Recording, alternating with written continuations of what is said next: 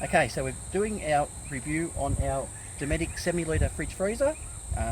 Obviously you can have it fridge, freezer, or both freezers, whichever combination you like.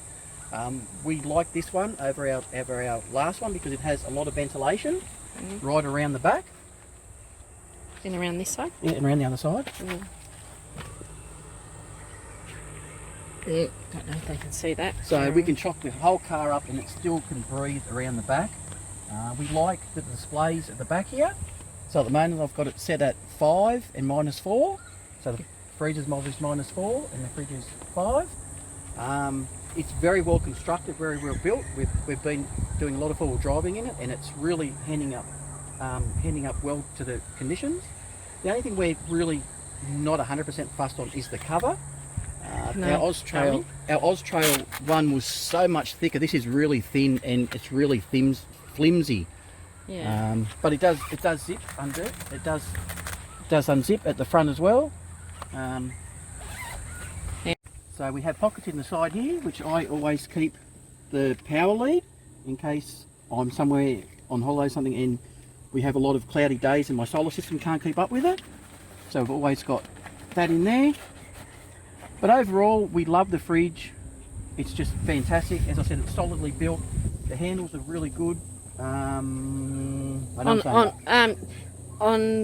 that about the handle, we'll just run around to the back door and show you about the back handle. We will be taking the handles off because it just doesn't fit in the car properly. There's the seat at the front. Can you see that? How far the seat is? Let's go around the back, John. Hang on. I'm sitting so forward where I can't adjust the seat to go back. So it's not that bad, but we'll take the handles off just to give us that much room front and back, and we can slide the fridge back a little bit as well. And I've got to say, my mum and I sat in the back seat at Christmas, and because we got the baby chair in, it was really uncomfortable sitting in the middle with the seat half up like that. The only problem is that being up so high, Tracy actually needs the step ladder to get into the fridge. It would make it a lot easier for me as well, but I can still do it. When I do this,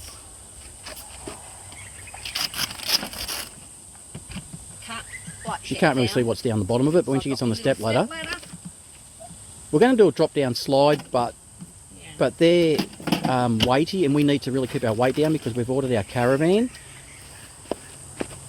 Yeah.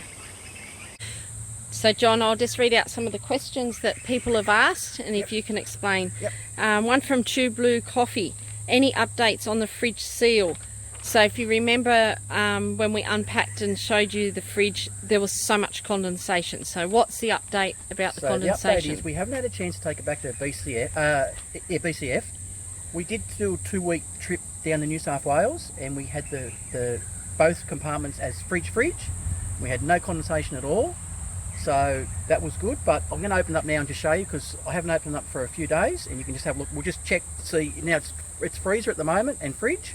So it's -4 in the freezer and 5 in the fridge.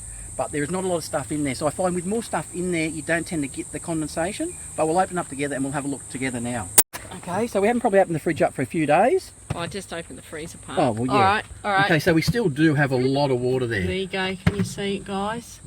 On the side there and on the door. Now, it does have a 3-year warranty, so I will be probably taking it back. But having said that, it stays nice and cold. Like, this is a water bottle at -4. That is so hard. But yeah, so that's only a small amount of the condensation that we've had before, though. Yeah, so he's probably getting a lot less of condensation, but it's not affecting the fridge at all, and it's not really affecting the power consumption. So if the seals are leaking a little bit, it's not really affecting the battery life and how long we're getting it. Okay, next one. Les James suggested that every now and again to wipe the seals down. So we'll try that before we take it back. Yeah. But as I said, we're not in a hurry to take it back because we do have that 3-year warranty and it's not playing up at all other than just a bit of condensation. Yeah. So he also said he doesn't actually like the way the cover opens, which I tend to agree to an extent. On the Austrail, the cover, it opened like the full amount of the lids. Yeah, do you understand what I mean? But the whole idea of this cover is just to open up one section at a time, and get in there, and then get your other one. Yeah, so it's not too bad. But for us, we have this side as the freezer, and that is the fridge. So this has got to come off before we undo that one. So it is a bit of a pain. but overall, it's okay. Okay, Les also said, how have we found the power consumption with a dual battery overall? Okay, so I've got the King's battery. I think it's 138, I don't know, whatever it is. It's a deep cycle battery, AGM, and the solar panel is a 160 watt King's. So we find that if I have the car parked on a cloudy day, I can probably get 5 days out of it, and on that 5th day, if I come over and have a look at this battery monitor, at the moment it's sitting at 13.6. Hang on, where is it? Just put your hands over the top of it. Put your hands over the top of it. There you go. So that was sitting at 14 before we left. That's sitting at 13.6 now. So after about 4 or 5 days, it drops down to about 12.2. That's with just leaving the car on a really cloudy day with full rain. So, and then after that, obviously I've needed the car, so I've used the car, so I haven't let it go down any lower than that.